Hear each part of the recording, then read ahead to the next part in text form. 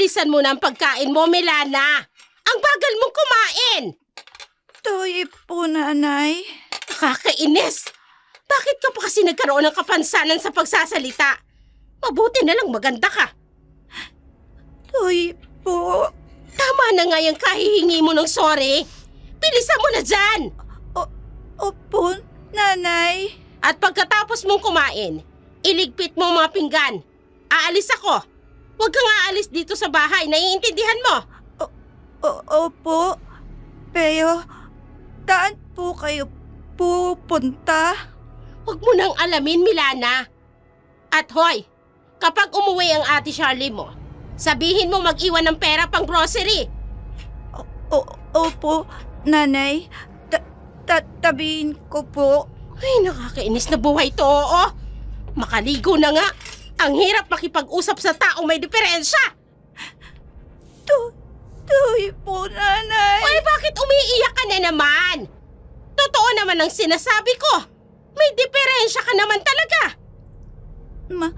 Matakit po. Kasi, pag tinatabihan niyo ko na Masakit.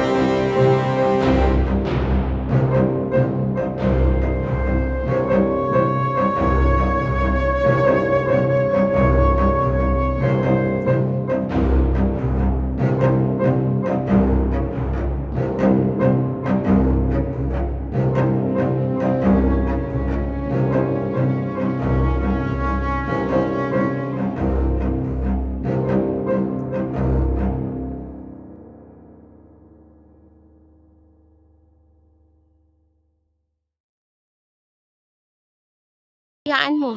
Ako ang gagawa ng paraan. Salamat, ate ko. Pakabait mo. Ikaw rin naman. Napakabait mo. Payakap nga ako sa napakaganda kong kapatid na yan. Tige, gusto ko yan. Iyakap tayo, ate. Malalampasin din natin to, Milana. May ipapagamot din kita. Pangako yan. Payagi ko po pinagdadatal yan. At matutupad ang lahat ng dasal mo dahil gagawa si ate ng paraan para makapag-therapy ka, ha? Salamat, ate ko.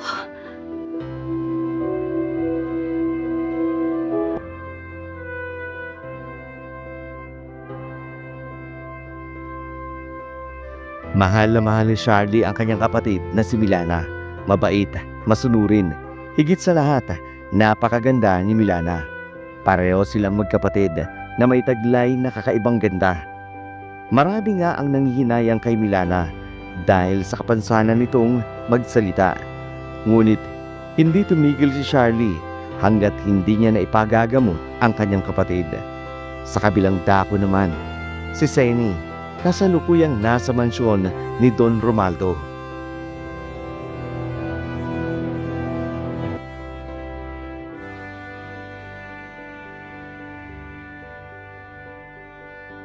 Don Romualdo naman, bigyan mo naman ako kahit konting palugit lang.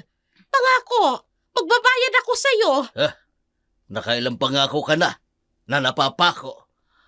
Hindi ganon ang haba ng pasensya ko. Pangako po talaga, maghahanap ako ng pera para may pambayad ako sa inyo.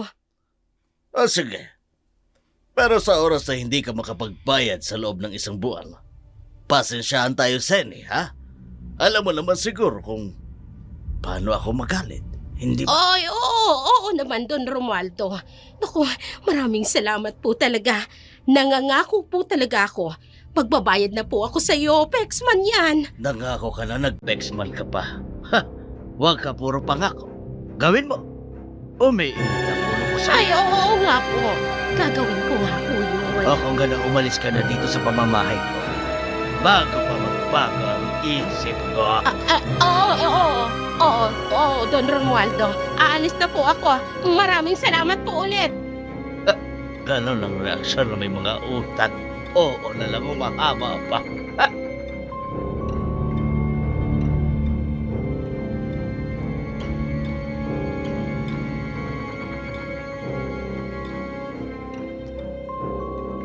Matapos makipag-usap kay Don Romaldo, agad nang umalis si Seni sa mansyon ng matanda. Kilala si Don Romaldo bilang isang mayamang negosyante sa kanilang baryo. Halos kalahati ng lupain doon pagmamay-ari ng biyodong Don. Pagka-uwi ni Seni sa kanilang bahay, naabutan niya ang kanyang panganay na si Charlie na abala sa pag-aayos ng mga gamit.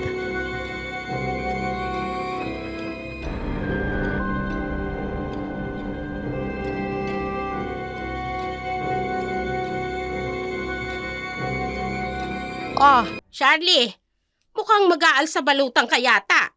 Ang dami naman ng mga gamit na yan na inilalagay mo sa maleta mo. Parang wala ka ng balak bumalik ah. Medyo matatagalan po kasi ako sa bayan, inay. May bago na po kasi akong part-time job. Kaya medyo madalang akong uuwi. Ay, ano namang part-time job yan? Malaki bang sasahurin mo? Hindi na po mahalaga yun. Ay, nako. Kung pumayag ka na sana na tumigil sa pag-aaral mo at sumama sa anak ni Marit sa Japan, di sana, tiba-tiba ako ngayon, pati na rin ikaw. Nay, alam naman natin ang totoong trabaho ng anak ni Aling Marit sa Japan. Hindi po matino ang trabaho niya doon. At ayaw ko pong huminto sa pag-aaral. Hayaan niyo na lang po ako sa bagong part-time job ko. Ay, wala ka talagang balak sabihin sa akin kung magkano ang sahod mo. Ay, siya bahala ka. Basta wag mong kalilimutan. Magbigay ka ng pang-grocery rito sa bahay. Opo, hindi ko naman po nakakalimutang mag-abot. Abay, dapat lang. Ay, siya nga pala. Sinabi ba ni Milana sa'yo ang kailangan ko ng pera? Sinabi niya po sa akin kanina. Pero konti na lang po ang ekstrang pera ko, Nay. Kailangan ko rin pong mag-ipon para sa therapy ni Milana. Hey, therapy na naman. Magsasayang ka lang ng pera. Bakit mo pa ipagagamot yung kapatid mo? Wala namang kasiguraduhan kung gagaling pa yan. Meron, Nay. May diferensya lang naman siya sa pagsasalita. Wala namang ibang komplikasyon. Ay, nako! Nagsasayang ka lang ng oras mo at ng pera mo. At least ho ako, gumagawa ako ng paraan para mapabuti ang kapatid ko. May sinasabi ka ba? Opo, ang sabi ko ho, at least ako, gumagawa ng paraan para mapabuti si Milana. Ewan ko sa'yo. Pare-pareho talaga kayo ng tatay mo. Hayon! Namatay dahil sa katatrabaho para lang dyan sa kapatid mo! Huwag niyong sisihin si Milana, inay. Kung nag-ingat sana kayo noon, nung ipinagbubuntis niyo siya, baka hindi siya ganyan ngayon. Ay talagang sasagot-sagot ka na sa akin ngayon, ha? Hoy! Hindi porket nakakapagbigay ka sa akin at nagbibigay ka ng ambag dito sa bahay, may karapatan ka ng bastusin ako! Hindi ko po kayo binabastos, inay. Nagsasabi lang po ako ng opinyon ko. Masama po ba yun? Oo na! Lalo na kung walang kwenta! Jenny! Labas ka naman dyan, mag-inuman tayo! Ay, Mare! Ay, siya sige na. Pupuntahan ko na lang kayo dyan. Iinom na naman po kayo, inay. Wala na talaga kayong ginawa araw-araw kung hindi ang uminom? Ay, at least sa pag-iinom ko, kumiginhawa ang pakiramdam ko. Ay, nako. Ay siya, pag-iwan ka ng pera bago ka umalis. Hindi niyo man lang ba itatanong kung kailan ako aalis? Ay, bakit ko pa itatanong? Eh, halata namang aalis ka. Puro kayo kadramahan. Abay, nakaka-ibyerna. Diyan ka na ha. Pupunta ako sa inuman. Umuwi po kagad kayo, inay. Baka mamaya umagahin na naman kayo sa inuman. Ay, huwag kang mag-alala. Nandyan lang naman ako sa kapitbahay. Kaya walang problema kahit umagahin pa ako. Napaluhan na lamang si Charlie sa inis habang sinusundan ng tingin ang kanyang ina na lumilipat ng bahay upang makipag-inuman. Hindi naman ganoon ang ugali ni Senny noong nabubuhay pa ang kanilang ama. Ngunit nang mamatay ang kanilang ama sa aksidente dahil sa trabaho, biglang nagbago ang ugali ni Senny. Naging magagalitin, sugarol at mapanlait. Isinisisi niya ang pagkamatay ng asawa sa kanyang anak na si Milana. Dahil ayon sa kanya, nagpupunyagi ang asawa sa pagtatrabaho upang maipagamot si Milana na siyang naging dahilan ng pagkamatay nito. Samantala, kinabukasan, maagang nagising si Charlie para maganda ng kanyang pag-alis.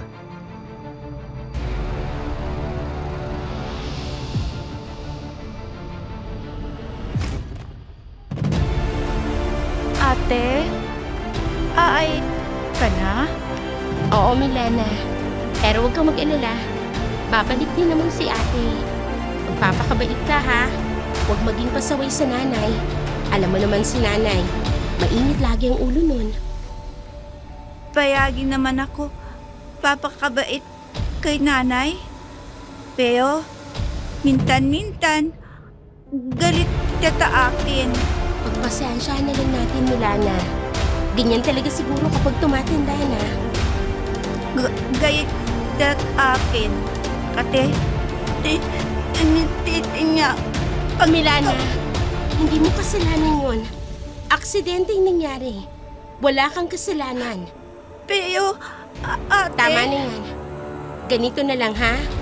Sabayan mo na lang ako mag-agahan. Tapos, ihahatid mo ko sa labas ng tarangkahan natin para mag-abang ng masasakyan. Tige po. Miss ko yun yung yuto mo, ate. Ano bang gusto mong iluto kong ulam? Ityog at gatat at tinangag. Yun lang naman pala eh. O sige, magluluto na ako ha. Maupo ka lang dyan. Tutuyong nako tayo, ate. Wag na. Kaya na ni ate to. Tige, ate ko, ikaw po, baya, uupo ako dito. Sige, maupo ka lang dyan. Mabilis lang to. Napangiti si Charlie habang pinagmamasdan ang kanyang kapatid na si Milana. 17 taong gulang pa lamang si Milana, ngunit sa kanyang ikinikilos, napaka-inosente pa rin. Napakabait kasi nito at malapit din siya sa kanilang ama, isang bagay na labis niyang ikinalungkot nang mawala ang kanilang tatay. Pagkatapos silang kumain ng agahan, sinamahan siya ni Milana na mag-abang ng tricycle. Pagkaalis ni Charlie, bumalik na rin si Milana sa loob ng kanilang bahay. Baka sa kanyang mukha ang lungkot na siya namang bumungad kay Senny.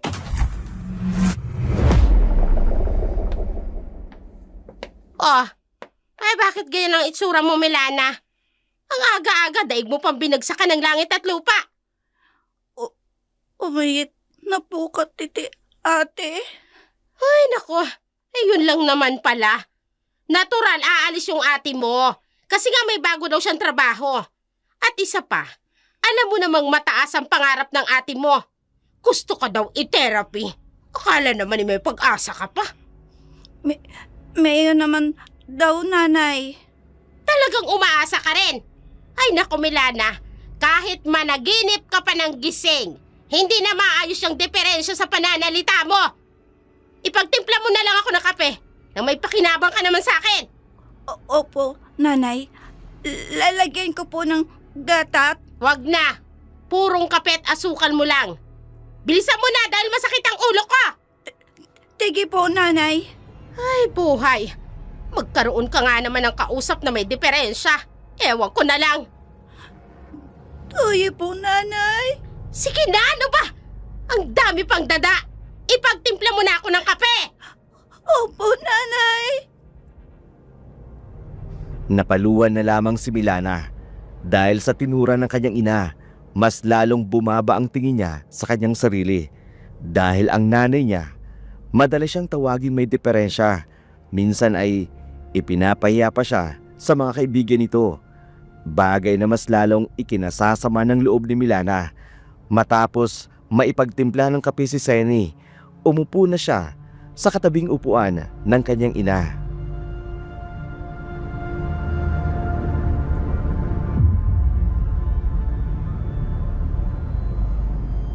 Oh, bakit naupo ka riyan sa katapat ng upuan ko?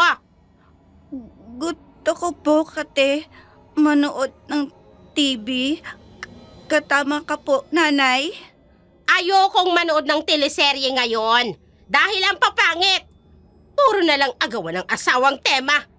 Kaya pwede ba, pumunta ka na lang doon sa labas. Diligan mo yung mga pananim doon.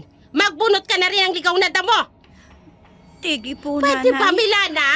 Kapag narito ako sa bahay, huwag mo kong iistorbohin. Mas lalo akong naiinis kapag naririnig ko yung pagiging bulol at utal-utal mong magsalita.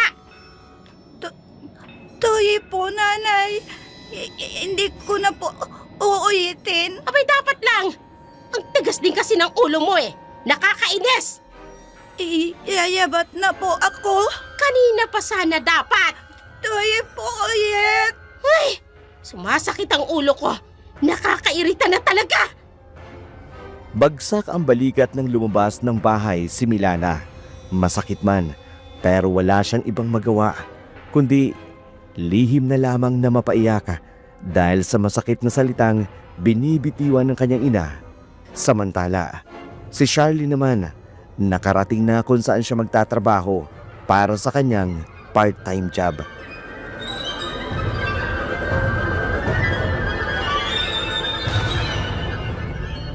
Ito ang magiging station mo. Salamat po, sir. Walang anuman.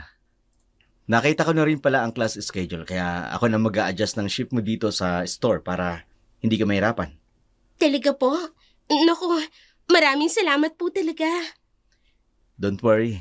Katulad mo rin ako nung working student ako kaya alam ko ang struggle mo. Naku, sir. Hindi naman po sa nagpapaawa ako. Pero ang totoo po niyan, may kapatid po kasi ako may diferensya sa pagsasalita. Gusto ko pong tulungang maipa-therapy. Ang bait mo naman na kapatid. Ako lang po kasi ang maaasahan niya eh.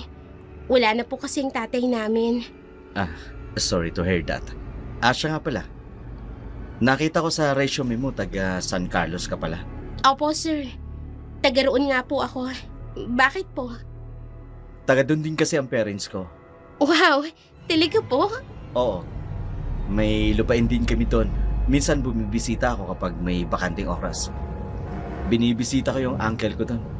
Siguro, isa kayo sa may kaya sa San Carlos. Di naman, seniority lang. Paano? May iwan na kita dito. Kapag may kailangan kang tanungin mo si Marky. Yung bading po? Oo, huwag kang mag-alala. Mukha lang yung maldita pero mabait yun. Sige po, Sir Premo. Salamat po ulit. You're welcome. Masayang inilibot ni Charlie ang kanyang paningin sa loob ng store na papasukan niya. Agad niyang napansin ang maluwag na espasyo at ang kaaya-ayang ambience na nagbibigay ng modernong pakiramdam. Nahati na ang lugar sa dalawang bahagi, para sa take-out at para sa dine-in. Sa bawat section, may nakatalagang 5 empleyado na abala sa kanilang mga ginagawa. Hindi rin nakapagtataka kung bakit kilala at dinarayo ang Primus Cuisine. Malakas ang dating nito bilang isang sikat na store/restaurant na tila ba sa bawat sulok ay maingat na dinisenyo upang makaakit ng mga customer. Matapos niyang masuyong libutin ang buong paligid, tinungo niya ang ikalawang palapag. Doon ay nanatili sa mga in-house na empleyado ng restaurant. Tila isa pang mundo na naghihintay sa kanya.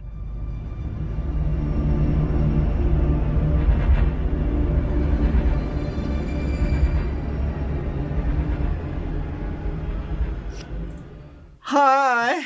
Ikaw si Charlie, di ba? Bagong saucier namin? Ako nga. Ikaw si Marky, di ba? Yes. Ako ang pastry chef dito sa Primo Cuisine. Welcome to the team, Charlie. Salamat.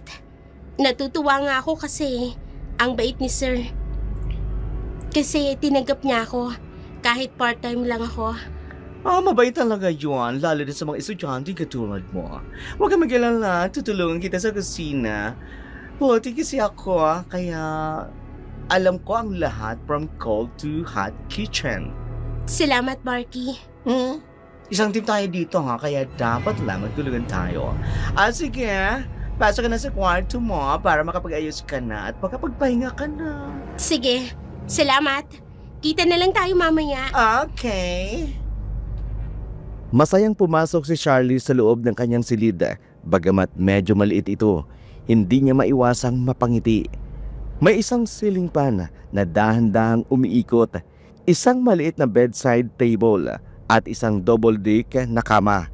Napansin niya ang ilang gamit na nakapatong sa itaas na bahagi ng kanyang kama, kaya't naisip nitong okupado na iyon. Kaya naman, naupo na siya sa bakanting kama sa ibaba. Habang humihinga ng malalim, tila dama niya ang panibagong simula. Kinuha niya ang kanyang cellphone, agad na tinawagan ang kanyang kapatid, sabik na maibahagi ang kanyang karanasan.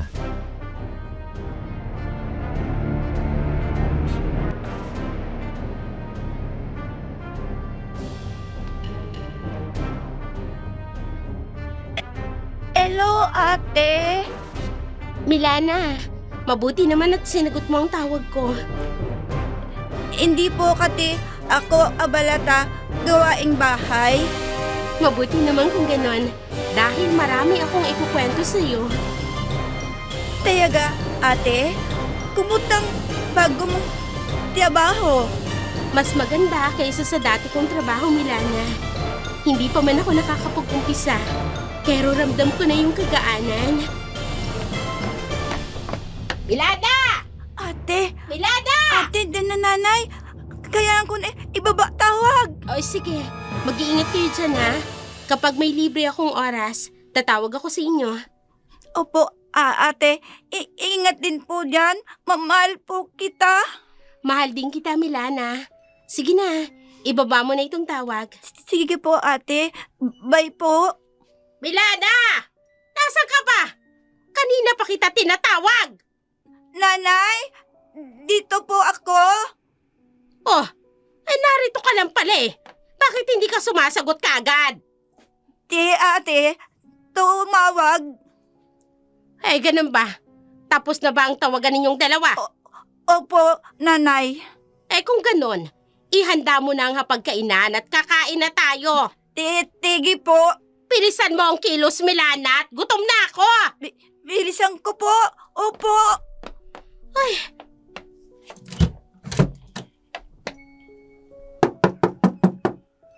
Ano na naman ba yan? Ganitong oras may distorbo pa din. Hoy! Buksan mo muna yung pintuan! Opo, nanay.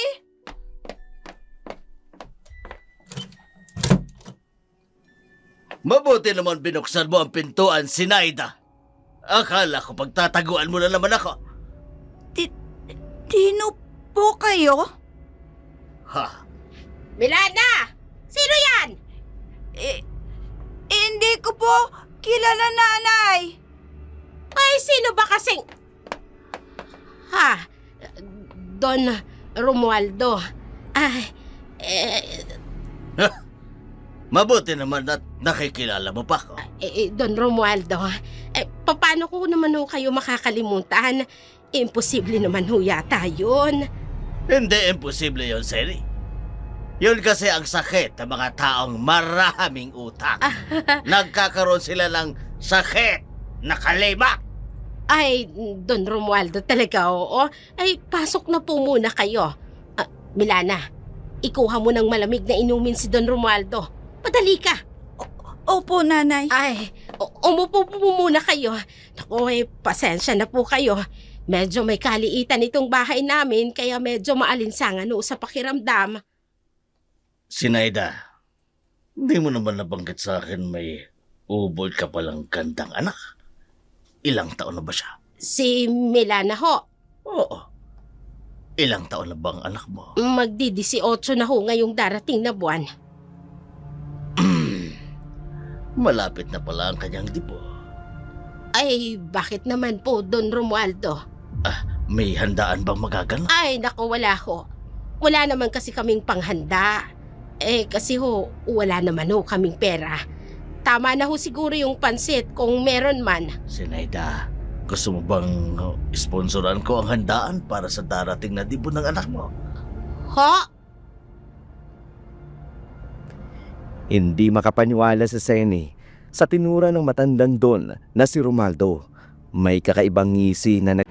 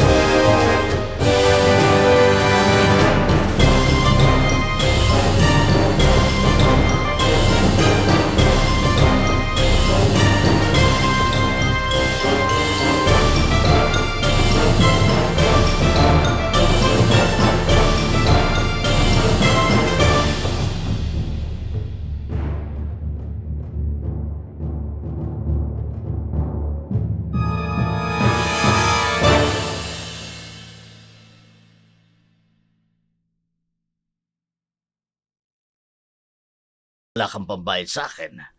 At huwag ka na magpaliwanag. Maglolokohan lang tayong dalawa niyan. Don Romualdo, pasensya na po. Ay, Naghahanap naman pasensya po ba yan? talaga ako ng paraan Kaso wala lang po talaga akong mahanap. Huwag kang mag-alala. May naisip akong paraan.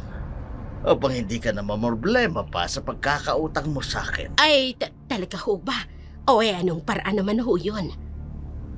Ibigay mo sa akin si Milana. Si Milana, Don Romualdo naman, anak ko ho yun Ayaw mo? Madali lang naman akong kausap. Pwede kitang idemanda at sisiguraduhin ko makukulong Don ka. Romualdo, wag naman pong ganon. Pero bakit naman po si Milana ang natipuhan ninyo? Meron pa po akong isang panganay na anak. Yun ho, wala pong diferensya yun. Kilala ko ang pangalan mo, Seni. Aaminin ko. Napakaganda rin niya. Pero kasi kumbaga, kung sa puno ugatan na yon. Marunong na yon mga tuwiran at lumalapan. Pero itong si Milal, hilaw at kaya-kaya pang manipulahin. Pero mahihirapan po kayo sa kanya. Kasi nga po may diferensya po sa pananalita. Hindi mo na problema yon, Seni. Mas gusto ko nga yun Tikom lang parati ang bibig niya. O ano? Pumapayag ka ba? Hindi nyo na ho ba ako sisingilin sa pagkakautang ko? Hindi na. bibigyan pa kita ng pera buwan-buwan. Pera ho. Oo, Senny. Buwan-buwan. O ano, paya? Deal or no deal? Ay, Ano? hindi. Ano? Hindi pa ho ba? Grasya na ho yung lumalapit. Syempre naman po. Gusto ko po Senny, yun. yan ang gusto ko sa'yo. Opo, buwan-buwan po. Mukhang pera. Sa araw din yun, iniwan ni Senny si Milana sa poder ng matandang doon. Umiiyak ang dalagita. Hindi makapaniwalang ginawa siyang ipagpalit at iwan ng sariling ina sa kamay ng taong pinagkakautangan nito. Nanay! Huwag mo ako iiwan dito! Bayang, awan niyo na! Iiwan ka na dito. Hoy, Milana, huwag kang mag-alala ha. Mas makakabuti ito sa'yo. Kaya pwede ba? Bitiwan mo na ako! Ayoko po! Tadama ako tayo, nanay! Bitiwan mo na sabi ko! Bitiwan mo ako! Nanay! Tutulak mo ako! Saka na nga! Ang dami-dami mong arte! Nanay! Nanay, naiigo! Dami mo kanina! Bakit mo ako benta? Nanay ko! Huwag mo nang itanong! Hoy, diyan ka na! Nanay! Huwag mo ako iiwan dito! Sinabi ng bitiwan mo ako eh! Hindi ka sasama sa akin! Maiiwan ka rito! Abay, sawang-sawa na ako sa'yo! Wala ka namang pakinabang sa akin! Wala akong anak na may diferensya sa pagsasalita na katulad mo! Huwag mo ko iiwan dito, nanay!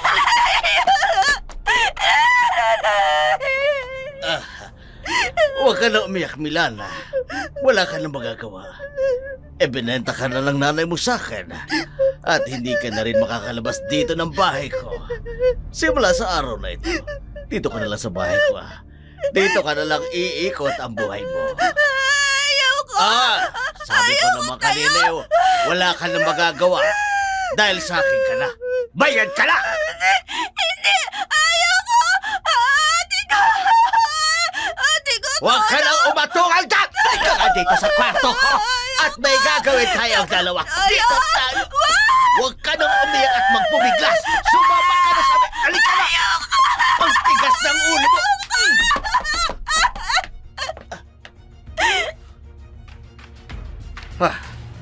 Isang suntok lang palang katapat mo eh. Di nanahimik ka ngayon. Magagawa ko ang gusto ko sa'yo, Milana. Ang swerte ko. Botang-bota na puti-puti. Sarap. Tangan sa loob ng kanyang silid, iginapos ni Don Romaldo ang kaawa-awang si Milana. Doon niya ipinadama ang kanyang kalupitan. Ibinuhos ang kahayupan sa dalagita. Pagkatapos ay iniwan niya itong mag-isa, bihag at sugatan. Hindi lamang sa katawan, lalo na sa kalooban. Lumipas ang mga araw at nanatili si Milana sa ganong kalagayan. Kahit anong paraan ang gawin niya upang makatakas, hindi siya makawala sa mapang-abusong kamay ng matandang Don. Samantala, dumating ang araw ng kanyang kaarawan, kaya naman tumawag ang kanyang ating si Charlie.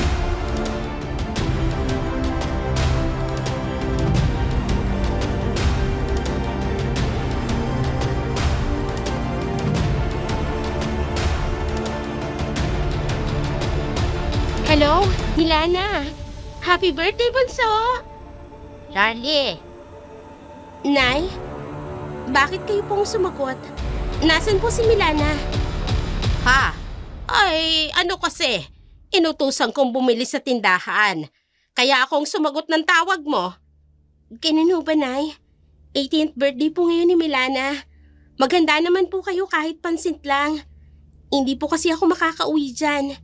Busy kasi ako sa klase at sa trabaho ko. Ay, kahit huwag ka na munang umuwi. Ayos lang naman kami rito. Magpapadala po ako ng konting pera, Nay. Para may pambili po kayo ng cake. Ay, wag na. Ako nang bahala. Talaga po? Kayo ang bibili ng cake ni Milana? Oo. Ako may pera pa naman ako rito. Kaya sige na.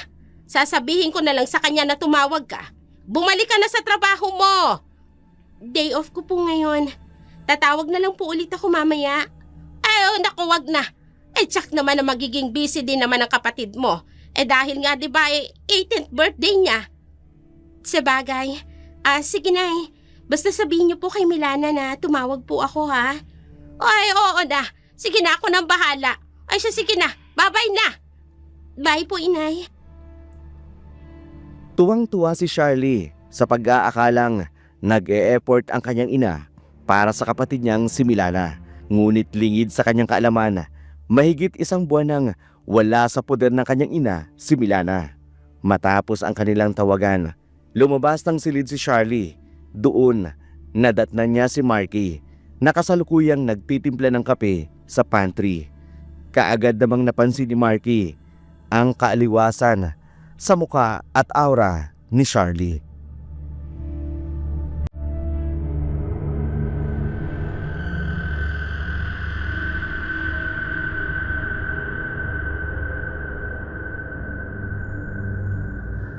Mukhang masaya ka yata ngayon, oh.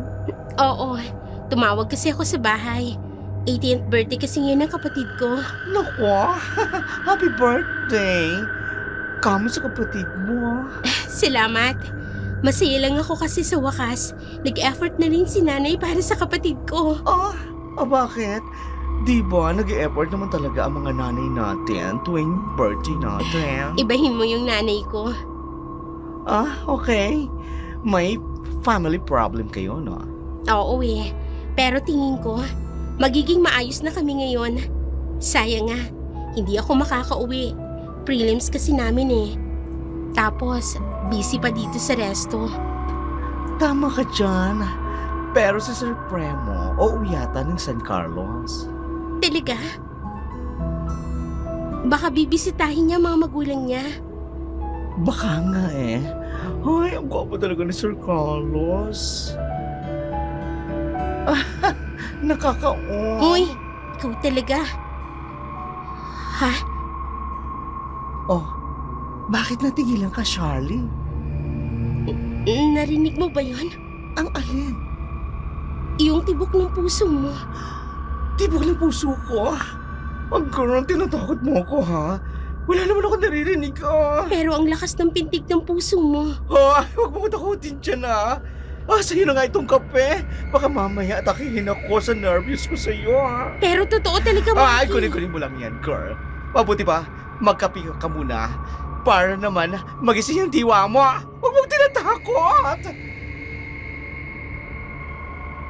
Labis ang pagtataka ni Charlie sapagkat tiyak siyang narinig niya ang malakas na tibok ng puso ni Marky. Ganun pa man, pinili na lamang niyang magkibit balikata. Inisip na marahil guni-guni niya lamang ang kanyang narinig. Lumipas ang maghapon. Isang text lamang ang natanggap niya mula sa numero ni Milana. Nagsasabing masaya raw ito sa kanyang kaarawan. Naging panatag tuloy ang loob ni Charlie. Naniniwalang nasa mabuting kalagayan ang kanyang kapatid. Ngunit lingid sa kanyang kaalaman, ibang-iba ang tunay na sinapit ni Milana. Nanatili siyang bihag sa kamay ni Don Romaldo.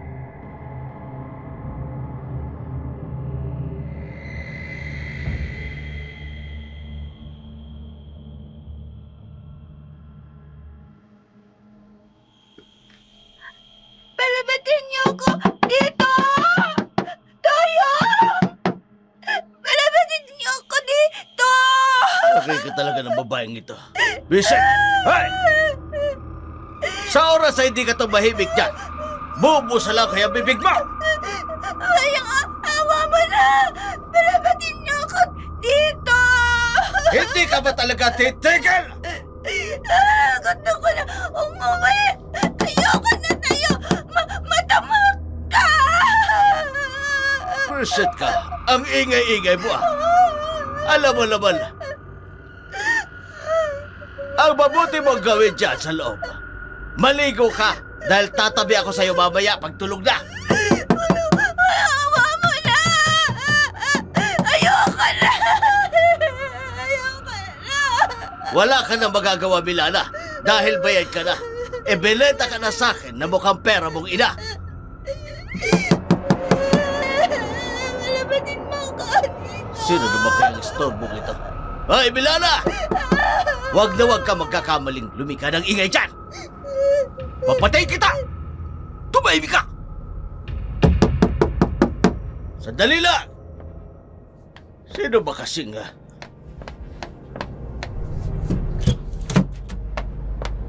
Don Romualdo, magandang araw po sa inyo. Oh, ano ginagawa mo dito sa bahay ko? Maniningil lang ho ng bayad nyo sa akin, Don Romualdo. Oo nga pala. Ayan. Umalis ka na. Baka mamaya magtaka pa mga tao rito dahil pabalik-balik ka dito. Huwag kang mag-alala, Don Romualdo. Nagawan ko na ng paraan ng bagay na yan. Hay, mabuti naman. Walang nagtataka sa inyo kung nasaan si Milana. Ay wala, dahil si Charlie nasa bayan. Hawak kong cellphone ni Milana. Tinitext ko pa rin siya at nagpapanggap akong si Milana. Ang mga kapitbahay namin, ang pagkakaalam nila, nasa poder ng kamag-anak ko si Milana. Ibang klase ka rin ano. Magaling kang humabil ng kwenta. Siyempre naman, Don Romualdo. Ako pa ba?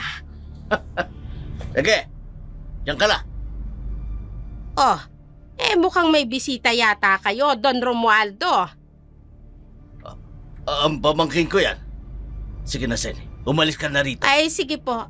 Sa uulitin po. Oo, huwag kang mag-alala. Hindi ako papalya sa pagbibigay ko sa iyo ng pera. Pero sa susunod, huwag kang pupunta dito. O ipapaabot ko na lang sa iyo sa mga tauhan ko. Masusunod, Don Romualdo. Dali-daling umalis si Seni mula sa bahay ni Don Romualdo. Hindi lamang pinag-aksayang lingunin ang gwapong lalaking kabababa pa lamang mula sa isang magarang itim na pick-up truck. Pagkarating niya sa kanilang bahay, agad niyang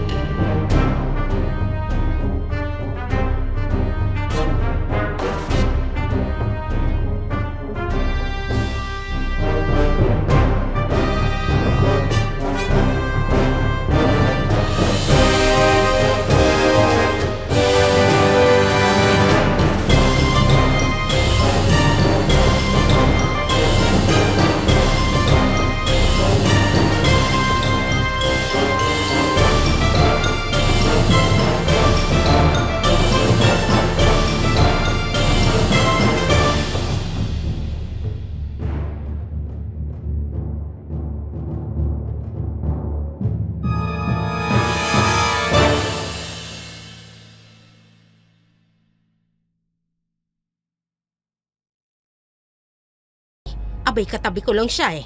Kahit medyo maluntay na yan. Lasing ng mga yan. Kahit umalis tayo dito ngayon, hindi mamamalayan ng mga yan na wala tayo. Ano naman ang gagawin natin? Hihit-hit tayo nito. Marijuana. Ay pero pare, Hindi lang basta marijuana yan, Mare. May bato din ako dito. Ano? Papayag ka? Sasama ka na sa akin? uy sige. Gusto ko ring subukan ng mga yan. Bagong experience ba? Ay, kung ganon, tara. Doon tayo sa loob ng bahay nyo. Para walang istorbo. Ay di sige. Tayo na. pumasok nga sa loob ng bahay sina Seni at Gimo habang naiwan ang iba nilang kainuman. Kasama ng asawa ni Gimo na si Marita sa labas. Walang kamalay-malay sa ginagawang pagtataksil ng kanyang asawa at kumare. Sa loob ng bahay ni Seni, hindi lamang paghit-hit nang ipinagbabawal ng gamot ang kanilang ginawa, kundi higit pa roon. Kaya naman kinabukasan, ganun na lamang ang pagkabigla ni Seni nang magising siya.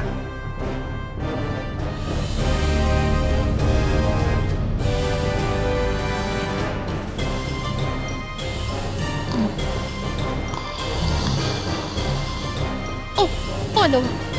Hoy, Gimo! Gimo, gumising ka riyan! Hoy! Umaga na! Totoo pala lahat. Akala ko'y nananaginip lang ako kagabi. May nangyari sa atin. Hindi ka na nanaginip. Totoo ang lahat ng yun. Sarap na sarap ka pa nga eh. Ay, buwisit ka. Tumayo ka nga dyan. Umuwi ka na dun sa inyo. Baka mamaya, may makakita sa'yo rito. Ano ba? Huwag kang mag-alala. Tulog pa yun si Marit. Kilala ko ang asawa ko pagdating sa inuman. Hapon na yun gigising. Hindi lang yun ang inaalala ko. Paano kung may nakakita sa'yong lumabas dito sa bahay? Mga kapitbahay, ganon. Sa likod bahay ako dadaan. Huwag kang mag-alala. Halika muna rito. Tabi ka muna sa akin. Ano ba? Tumahimik ka. Bitiwan mo nga ako. Ano ba? Pare naman eh. Oh. Ay lang yan naman oo. Bakit tumatawag to si Charlie ng ganito kaaga? Tsak na, hanapin na naman ito si Milana. Oo nga pala. Nasa na nga maganda pero bulol mong anak? Wala dito. Nasa kamag-anak ko. Talaga ba? Oh, ano ibig sabihin yan? Ay, wala naman. Medyo, alam mo na, tagilid ang paniniwala ko. Hoy, Gimo. Nagsasabi ako ng totoo. Kaya pwede ba umalis ka na? Sige, aalis na ako. Pero babalik ako rito mamayang madaling araw. Bakit naman? Kasi, gagapangin kita. Kaya huwag mong isasara ang pintuan. Ha? Ewan ko sa'yo. Sige na, umalis ka na lang. Umalis si Gimo ng umaga na yun, samantalang naiwan si Seni. Pinagmamasdan niya ang walang tigil na pag-ring ng cellphone ni Milana. Nag-aalangan kung sasagutin niya ba ito. Nauubusan na rin siya ng palusot kay Charlie kung bakit palaging wala si Milana tuwing tumatawag ito. Sa huli, napilitan siyang sagutin ang tawag sa pangambang mas lalo lamang magdududa si Charlie kung patuloy niya itong iiwasan.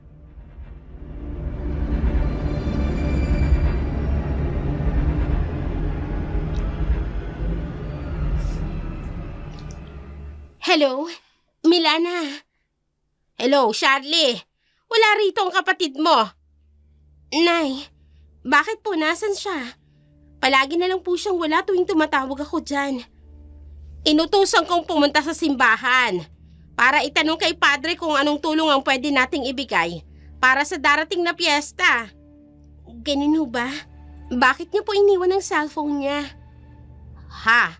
Ay, Kwan, hiniram ko muna. Hiniram? May cellphone naman po kayo, Nay. Ay, nasira. Pinapaayos ko sa technician kaya naki-insert na muna ako ng SIM card ko.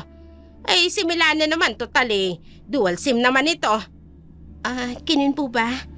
Nay, sabihin niyo naman po kay Milana. Pagdating niya, tawagan niya ako. Miss ko na po siya eh. O ay siya, sige, sasabihin ko. Ay, sige na. Kailangan ko nang ibaba ito. May kailangan pa akong gawin. Sige po, Inay. O ay siya, sige.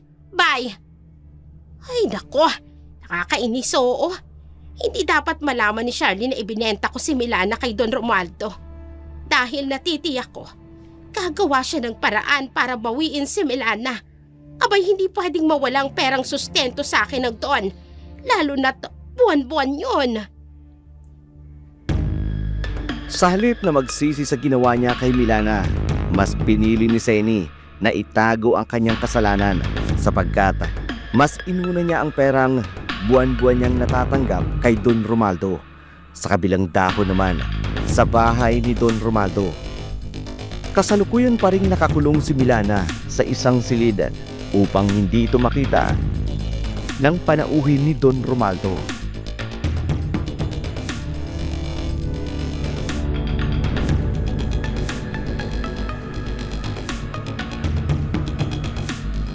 Ang lawak ko talaga ng taniman yung mangga dito. Oo. Sayang nga lang at wala akong naging anak. Hindi ko tuloy alam kung anong gagawin ko sa malawak na lupay na ito. Tito, pwede naman kayo mag-asawa. Hindi pa naman kayo ganun katanda. 60 years old na ako, Premo. Palagay mo ba'y may papatol pa sa akin at gugusto'y magkaanak sa akin? Tsako kung meron man, pera ko lang ang hapon. Kaya talaga, Tito. May matino pa naman sigurong babae sa panahon natin ngayon. Ewan ko lang, Premo. Bihira na matinong babae sa ngayon. Sa bagay, siya nga po pala, Tito. Pwede ko ba kayong gawing supplier ng mga mangga? Oo naman. Mas maganda nga yun at kikita ako. May bagong tayo akong restaurant sa bayan. Gusto ko sana mag-eksperimento ng recipe gamit ang mangga.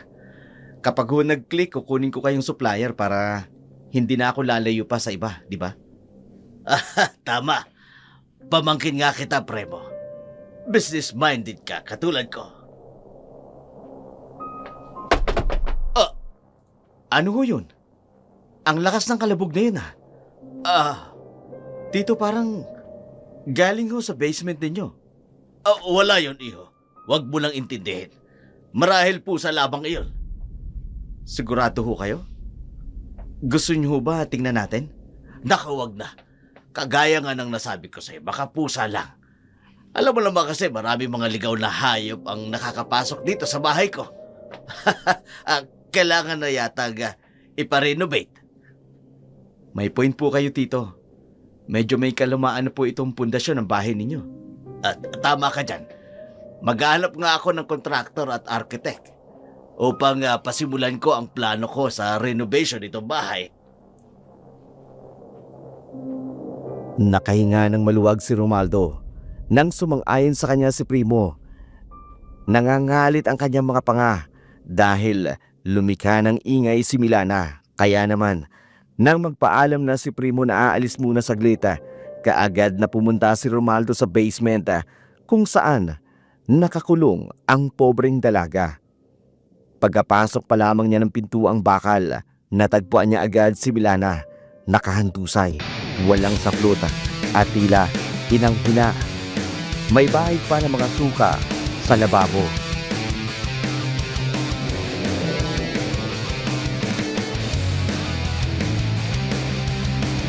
Anong nangyayari sa iyo, Milan? Tumayo ka nga dyan. Bakit lumika ka ng ingay, ha? Gusto mo na patay kita? Nang ina ako. Ako. Nakikita ko nga yung suka mo, ang baho. Tumayo ka nga dyan. Lilisin mo yung kalat mo. Pati mga suka. Baho! Sayang, awa ko na. Pakawayan mo na. Pakawayan sa'yo.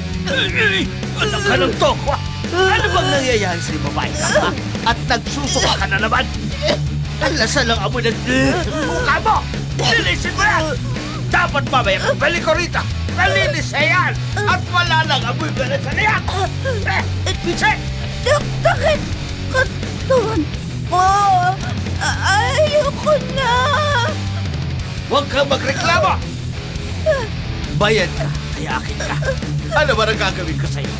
Lalo sa katawan mo. Wala kang magagawa. Naintindihan mo ba? Ang tatama niyo. Kayo ng nanay ko. Matama kayo. Matama na kung matama. Huwag kang magdrama dyan. Lilisin mo ng lahat ng kalat na yan. Nabibisit na ako. Tulungan.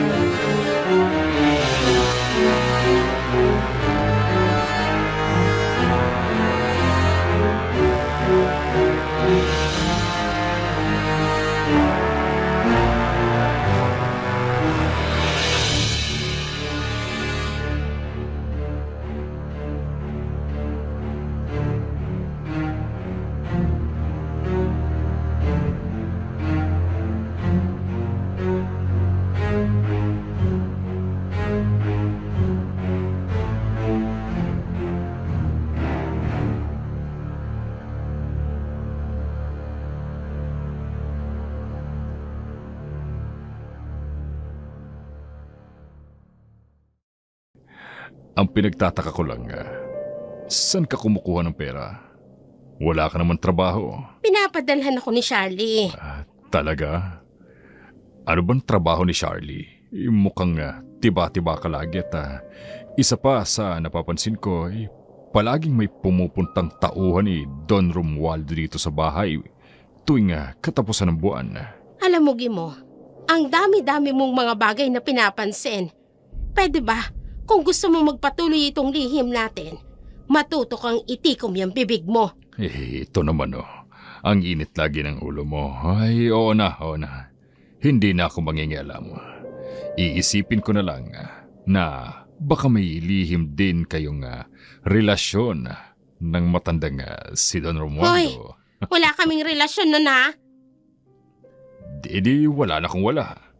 Ang mabuti pa, ipagpatuloy na lang natin ang paghit-hit at kapag high na tayo, pupunta na tayo sa langit. Sige.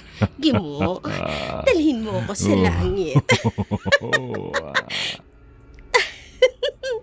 Sige, Gimo. Bubuksan ko na ang langit. Sige, papasok na si San Pedro.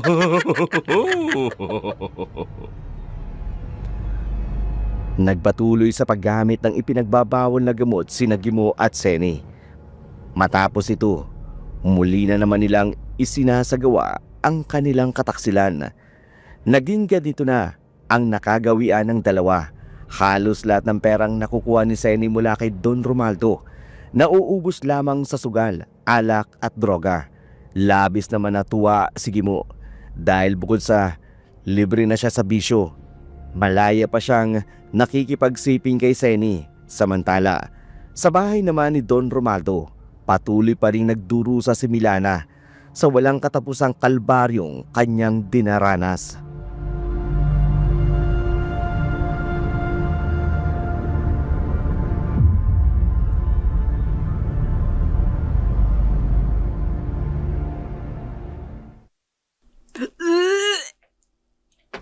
Ano bang nangyayari sa'yo? Bakit panay ang suka mo? Hindi ko alam. Ay, pisit naman oo. Paano ako gaganahan yan kung anlansa ng amoy mo? Teka, anong amoy yan? Parang patay na daga. Teka, bakit maraming patay na daga dito? Bakit ganyan ang itsura nila? Gusto ko na malit dito. Pakawayan mo ako. Tumahimik ka ga! Ayoko na dito. Hindi kita pakakawalan dahil bayad ka ga! Ibinenta ka na sa akin ng nanay mo. Kaya makinig ka sa akin. Hindi ka pwedeng umalis sa poder ko! Hindi pwede, ha? O ano, ha? Natiwan mo. Pag ako tuluyan naggalit sa'yo, ha? Hindi lang sakal ang aabutin mo sa akin, Milana! Awa mo. Nagpupumiglas ka pang walang hiya ka, ha? Kinalmot mo ang braso ka! Ang sakit! Nampil mo ko. Yan ang bagay sa'yo! Tingnan mo ang ginawa mo sa akin! Kinalmot mo ko, nagsugatan akong beses kang babae ka! Tito! Nasaan po ba kayo? Narito si Prema. Hindi ka dito, babae ka. Dito! Tawan mo to! Para hindi ka makagawa ng ingay. Bubusalan ko yung bibig mo. Doon tayo sa baba. Hindi ka dyan dapat makita. At para hindi ka makagala, itatali ko yung paa mo. Ayan. Dito ka lang. Ha? Huwag ka na magpumiglas. Walang pwedeng makaalam na nandito ka sa bahay ko. Ayan. Sige. Babayad ka ta! May tutakin! Hindi man ngayon! Pero maniningil ako ng kabayaran ng pagkakatala mo takin! Manahimik ka na lang. Wala ka nang magagawa pa, Milana. Dahil akin ka na. Mariing itinali ni Don Romaldo ang kamay ni Milana at isinaksak ang busal sa kanyang bibig. Walang magawa ang kaawa-awang babae, kundi ang umiyak na lamang at umungol habang ikinakandado niya ang mabigat na pintuang bakal. Dahan-dahan siyang pumapanik sa itaas ng bahay. Huminga siya ng malalim bago tuluyang lumabas ng kabahayan. Doon sa patio, nadatnan niya si Primo na wari matagal na naghihintay sa kanya. May dala itong isang kahong buko pie.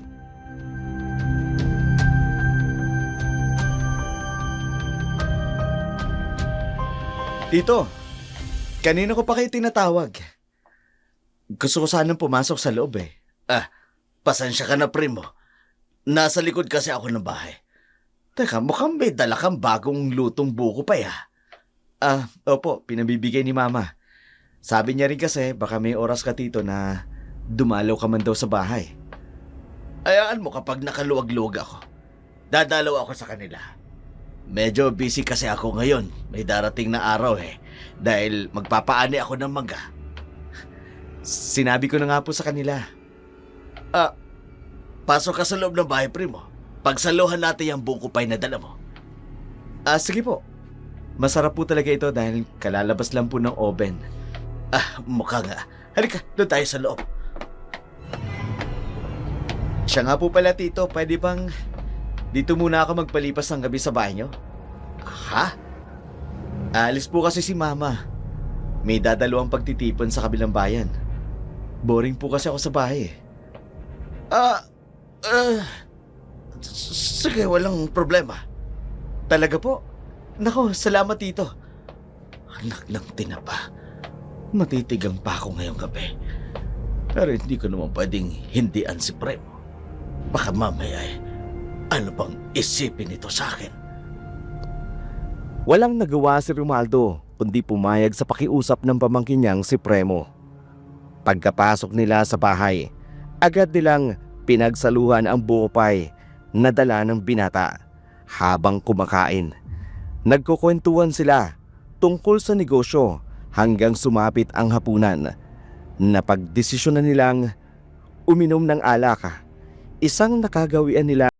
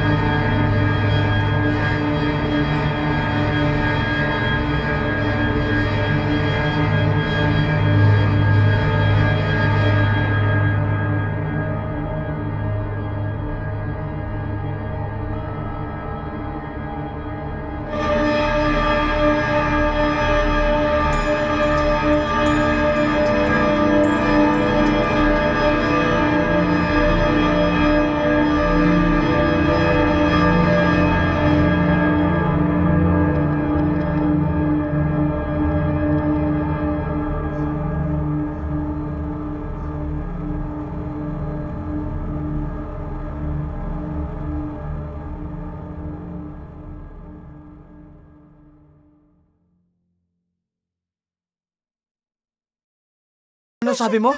Hindi ako nakakapagsalita ng maayos. Maayot? May problema ka sa pananalita? Okay. Huwag muna nating isipin yan, ha? Dadalhin muna kita sa ospital. Don Romualdo, takot ako kanya. Ginahata niya ako. Anong sinabi mo? Ginagahasa ka ni Tito? Oo. Diyos ko, kung totoo man ang sinasabi mong yan, miss, hindi ako makapaniwalang magagawa ni Tito ang bagay na yan. Tulungan mo ako. Oo, tutulungan kita. Halika, aalalayan kita. Dahan-dahan lang, ha? At iaakyat kita sa hagdan. Takit katawan ko. Kawawa naman siya. Maraming pasa ang katawan niya at nangangayayat na rin. May mga dugo siya sa kamay niya. Kailangan mo siyang maialis dito. At madala sa malapit na ospital. Gusto ko makita ate ko. Oo, miss. Pero sa ngayon, kailangan maialis kita dito. Kaya kumapit ka sa akin. Dadalhin kita sa ospital. Bilis!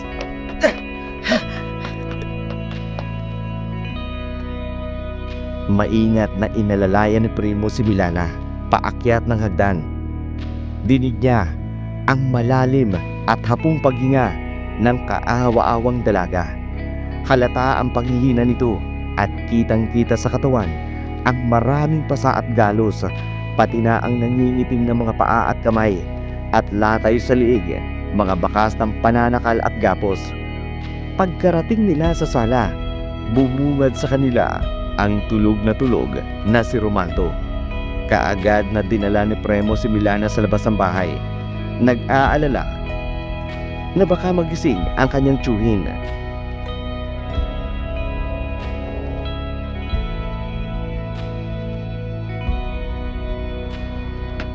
Dito ka lang, ha? Kukunin ko lang ang sasakyan ko sa garahe. Babalik agad ako. Sige, Mabilis lang ako. Dito ka lang. lakiya ka, Don Romualdo. Magbabayad kita. Ginawa mo sa akin. Magbabayad ka ta. Ginawa mo sa akin. Hindi! Ano? May sumasakal sa akin! Bitiwan mo ang leg ko! Bayad ka. Milana! Paano? Bitiwan! Paano ka? Bitiwan mo ako! Ako tayo. Hindi! Ano yung tsura ba? Bakit naging ganyan ka? Hindi! Tulong! Matay. Miss! Miss, nasaan ka? Tulong! Remo! Oh, Diyos ko! Tito! May sumisirit na dugo sa tagiliran nyo! Inatake ako ng aswang! Anong aswang? Yung babaeng nakahandusay. Tila wala siya malay. Miss! Tulungan mo ko, Prema! Tulungan mo ko! Oh, Diyos ko! Sino bang uunahin ko sa inyong dalawa? Kailangan ko makahingi ng tulong. Dapat dali ko silang pareho sa ospital.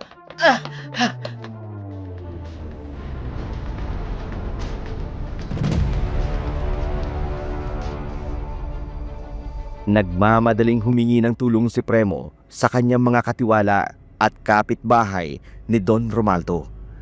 Kaagad na lang dinala ang dalawa sa ospital. Labis ang pagtataka ni Premo nang makita niya ang malaking laslas sa tagiliran ng kanyang tiyuhin. Doon niya lamang napansin ang mga kalmot sa kamay nito.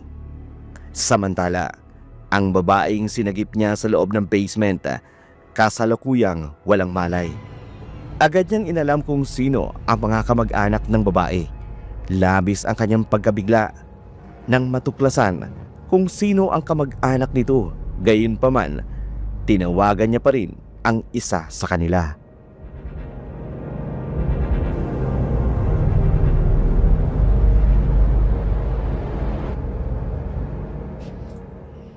Hello?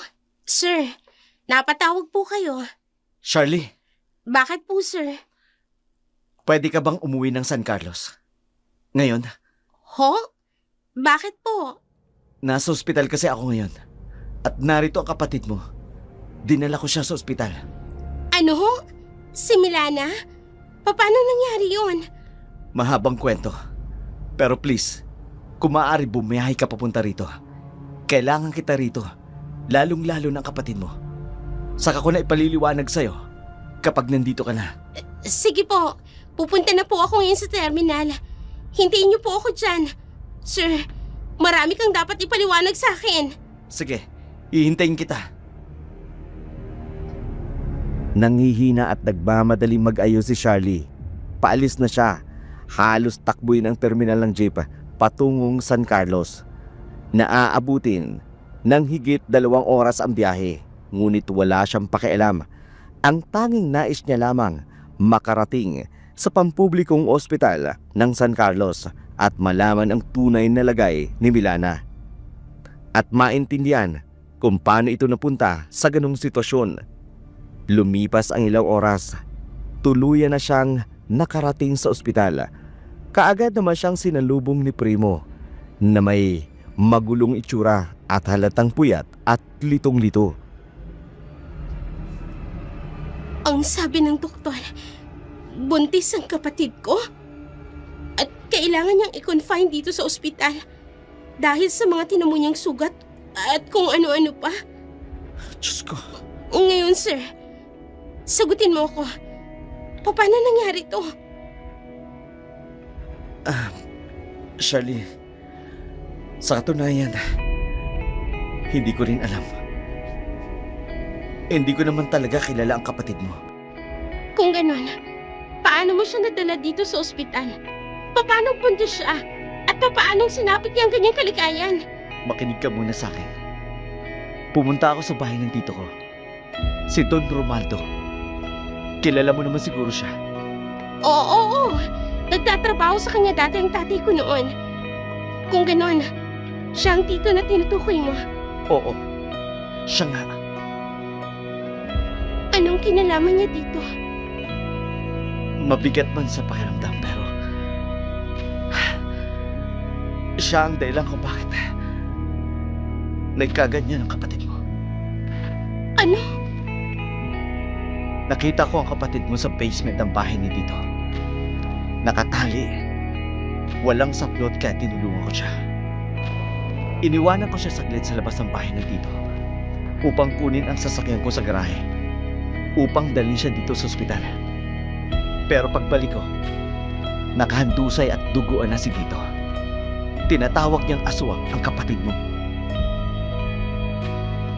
Hayop siya. Siya pang may ganang tawaging aswang ang kapatid ko.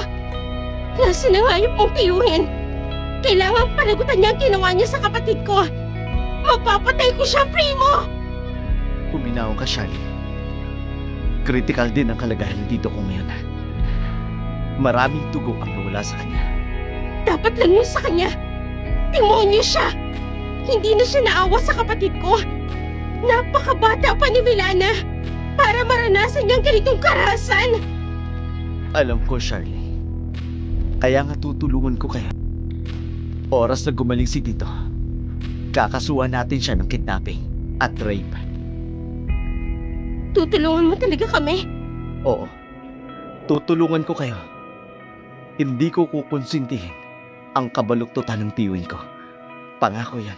Kailangan kong umuwi sa amin. Kailangan kong makausap ang nanay ko. Galit na galit si Charlie sa nangyari sa kanyang kapatid. Halos kumulo ang dugo sa kanyang mga ugata. Nanginginig ang buong katawan niya sa galit sa ilang buwan lamang niyang pagkawala. Napahamak na ang kapatid niya. Kaagad siyang umuwi sa kanilang bahay, ngunit hindi niya tinawagan ang kanyang ina. Gusto niyang sorpresahin ito at malaman kung ano ang kapabayaan niya na nagdulot ng pangyayari sa kanyang kapatid. Na ayon sa kanyang ina, laging nasa maayos ang kalagayan ni Milana tuwing tumatawag siya. Pagkarating niya sa kanilang bahay, dininig niya ang masigabong tugtugan, inuman, tawanan ng kanilang mga kapitbahay. Dinaanan niya lamang ang mga ito. Hindi binigyan ng pansin kahit tinawag siya ng ilan sa kanila. Dumiretso siya sa loob ng bahay. Doon niya naabutan ang kanyang ina na sumasayaw kasama si Gimo.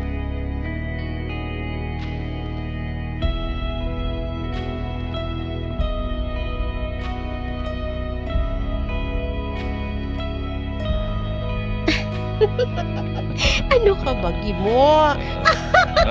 Ano ba, wag dyan? Nakikiliti ako dyan. Lambot kasi ng tagiliran mo, Zen. Ganito pala ang ginagawa mo, Nay. Oh. Magaling! Charlie, Nak ng toko naman, Zen. Ba't yun ako? Mukhang nagaan yung dragon yung anak ko eh. ano? Hoy, Gimo, huwag kang aalis. Lokong to. Anong hindi? Baka mamaya, malaman pa to ni Marit. Ano? Magtuturoan na lang kayong dalawa? Ang kakapal ng mukha nyo? Lalo ka naman, Gimo. Kapit-bahay ka lang namin. Kumpari ka pa ng tatay ko. Tapos nagawa mong kapangin ng nanay ko. Hoy, Charlie. Hindi ko ginusto to ha. Pumatol ng kusa yung nanay mo sa akin. Ay, naku, hayop ka. Ikaw ang naunang magpakita ng motibo sa akin. Anong ako? Aling Marit! Ang asawa mo at ang nanay ko! Gumagawa ng katarantaduhan! Hoy, Charlie, tumigil ka nga! Charlie, wala namang ganyanan. Sige, alis na ako. Mabuti, dahil nandyan ang asawa mo. Marit, mahal, umuwi na tayo. Doon na tayo sa bahay. Halika na. Bilisan mo! Walang hiya ka, Charlie! Tingnan mo ang ginawa mo! Na-iskandalo tayo! Mas walang hiya ka, inay! Dito pa talaga sa bahay na ipinundar ni Itay! Ang kapal mo! Wala kang karapatang bastusin ako! May karapatan na ako ngayon dahil pinastos mo ang pamamahay natin! Sagutin mo ako, Nay! Alam mo ba ang nangyari kay Milana? Anong ibig mong sabihin? Ang sabi mo sa akin, nasa maayos siyang kalagayan. Pero bakit nangyari ito sa kanya? Ano bang sinasabi mo? Hindi kita maintindihan. Nasa ospital si Milana. Naka-confine. Buntis at muntik nang mamatay. Ano? Ngayon, sagutin mo ako. Paano humantong sa ganito ang lahat, Nay? Hindi ko alam. Hindi ko alam. Pistado na kita, inay. Ang kailangan ko na lang, klarifikasyon mula sa'yo. Dinala ko siya sa bahay ni Don Romualdo upang maging katulong niya. Dahil naghahanap siya ng katulong. Nay naman, kaya nga ako nagtatrabaho. Kahit hirap na ako. Tapos ito lang ang gagawin mo. Tapos ikaw anong ginagawa mo? Nangangabit at nagdodroga! Ay, tama na, Charlie. Wala naman akong kasalanan. Kailangan ko ng pera. Wala na akong pangtustos dito sa bahay. Sa sarili ko. Ay, isa pa may mga utang tayo. Utang mo lang yun, ay. Dahil kinastos mo lang naman yun sa lahat ng luho mo. Tapos ngayon idinadamay mo pa ang kapatid ko? Anong klaseng ina ka? Abay, sumusobra ka na ha! Ikaw ang sumusobra, Nay! Sa oras na may mangyari kay Milana, baka makalimutan kong nanay kita! Charlie! Labis ang galit ni Charlie sa kanyang ina. Halos sabay-sabay ang mga revelasyon na kanyang natuklasan. Kaya't sa mga oras na yun, nagpasya na siyang lumabas ng kanilang bahay at muling bumalik sa ospital. Wala na siyang pakialam kahit dinig na dinig pa niya ang pag-aaway ni Marit at Gimo. Pagkarating niya sa ospital, kaagad siyang sinalubong ng nurse at nagsabing gising na raw si Milana. Agad siyang nagmadali at nagtungo sa silid nito. Milana, kapatid ko, mabuti naman at kising ka na. Ate ko? Dito ka na? Oo, narito na ako. Pasensya ka na ha. Wala ako ng mga oras na kailangan mo ng tulong ko. Akala ko kasi nasa maayos kang kalagayan sa piling ni nanay. Bibenta niya ako, ate. Pinenta ka ni nanay, Don Romualdo. Opo. Sabi ni Don Romualdo, kapayit ako ng utang ni nanay at bibigyan pa ng peya ni Don Romualdo buwan-buwan. Hayop sila! Sinasabi ko na nga ba, magbabayad sila sa ginawa nilang yun sa'yo, Milana. Ate, bago ako nawayan ng malay, may nangyari. Bigla kong tinugot Don Romualdo. Tapos, niyat-yat ko tagiliran. Humaba mga kuko ko, ate. Nagkukuyay pula paningin ko. Ano? Kung ganun, ikaw ang dahilan kung bakit narito rin sa ospital ngayon si Don Romualdo. Milana, huwag mo nang isipin yun. Marahil dala lang yun ng matinding galit mo. Huwag kang mag-alala ha. Pagbabayarin natin sila sa ginawa nilang kahayupan sa'yo. Opo, ate. Hindi ako papayag na walang managot sa nangyari sa'yo, Milana. Hindi ako papayag. Sa galit ni Charlie, dahil sa nangyari, ramdam niya ang kakaibang daloy ng dugo sa kanyang kaugatan na tila ba sasabog siya sa galit, lalo na sa kanyang mga nalaman ng araw na yun. Muli siyang bumalik sa kanilang bahay. Pero ng mga oras na yun, hindi siya nag-iisang umuwi sa kanilang bahay. May kasama siyang lalaki. Gulat pa ang kanyang ina nang makita ang mga taong kasama niya.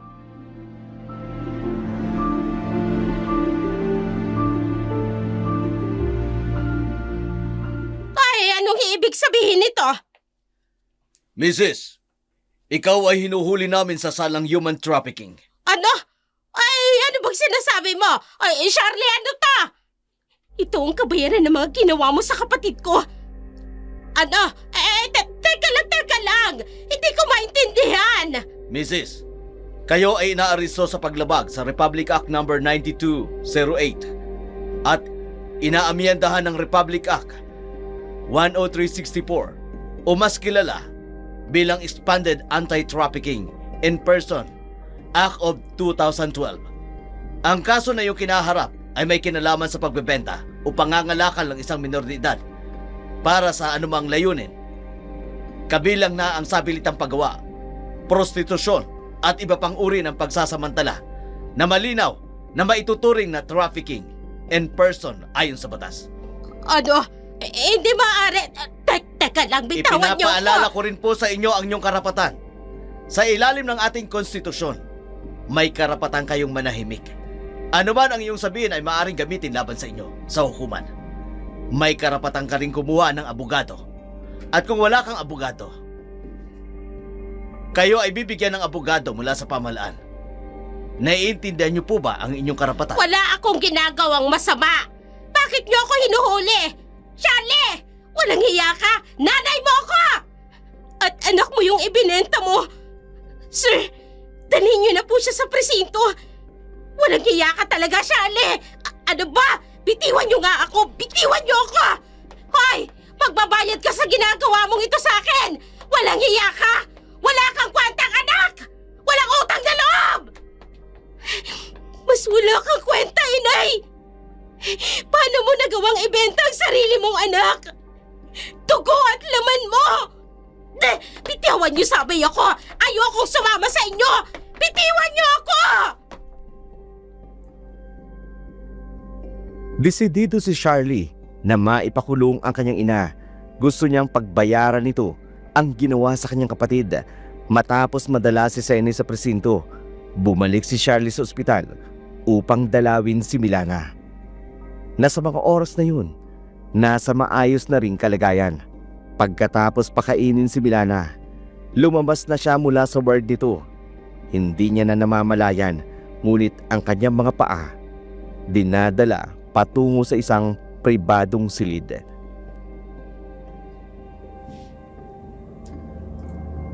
Shirley, Kilala mo pala ako, Don Romualdo. Mabuti naman. lumayo ka sa akin. Umalis ka dito. Bakit? Natatakot ka ba sa multo ng kasalanan mo? Ang kapatid mo, sinalaki niya ako. Hindi siya ordinaryong tao. Nakita ko, naging isa siyang halimaw. Sino sa tingin mo ang masalimaw? Ang isang kaawa-awang tao na walang laban? O ikaw na bumaboy sa taong walang kakayahang lumaban? Magpapayat ka sa ginawa mo. Wala kang puso. Hindi. Ang mga mata mo'y nagiging kulay dugo. Katulad ka ni Milana. Hindi. Katulad ka rin ang kapatid mo. Mga halimaw kayo! Oo, Don Romualdo. Nasa dugo ng aking ama ang pagiging aswang. Ngayon ko lang nalaman ito. Pero huwag kang mag-alala. Gagamitin ko ng tamang pagiging aswang ko. Dahil sisingiling kita sa kasalanang ginawa mo sa kapatid ko. Ang ina mo ang may kasalanan ng lahat. Dahil mukha siyang pera. Kabay dapat magsisihin sa lahat ng iyon. Ang ina mo! Huwag kang mag-alala. Dahil kasalukuyan niya ng pinagbabayaran ang ginawa niya kay Milana. Sa ngayon, ikaw naman ang sisingiling ko. Wag! Hindi ako makahinga. Ang dibdib ko! Anong nangyayari sa'yo? Hindi ako makahinga.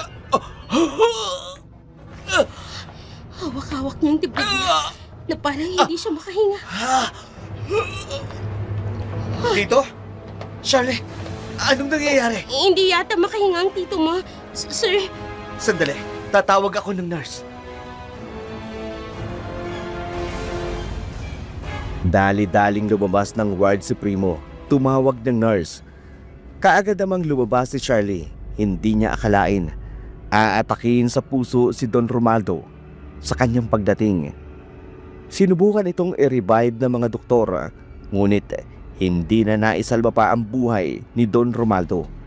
Kaagad din itong dinala sa kanilang bahay upang paglamayan. Hindi na nagtanong pa si Primo kung ano ang nangyari ng araw na yon na pumunta siya sa silid ni Don Romualdo.